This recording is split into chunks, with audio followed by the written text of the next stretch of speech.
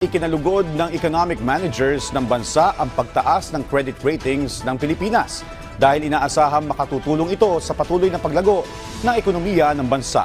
Ang detalye sa Balitang Pambansa ni Kenneth Pasyente ng PTV Manila.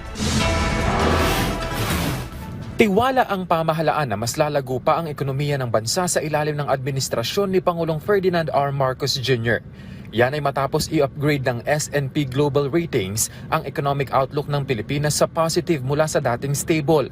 Napanatili rin ng bansa ang BBB positive credit ratings nito. Ito ang naging marka ng S&P sa bansa dahil sa nakitang mga salik gaya ng above average growth potential ng Pilipinas, pagpapatupad ng epektibong mga polisiya at fiscal reforms, gayon din ang pagpapabuti sa infrastruktura at policy environment ng bansa. Ayon sa DOF, dahil sa markang ito, magkakaroon ang Pilipinas ng mas malaking access sa mas mura at cost-effective na mga gasto sa pagpapautang para sa gobyerno at pribadong sektor.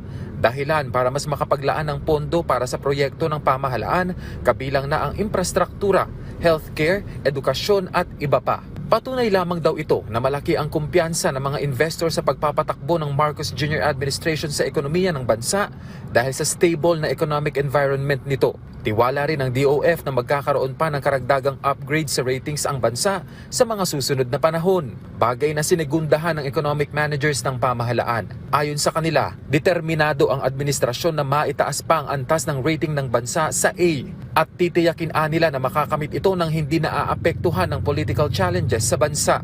Giit ng grupo, posible raw itong maabot ng bansa sa loob ng 2 taon. Iginiit din nila na ang development na ito ay sumasalamin na on-track ang fiscal consolidation plan ng bansa. Makatutulong din nila sa paglago pa ng bansa ang Create More Law at Public-Private Partnership Law na kamakailan ay pinirmahan ng Pangulo.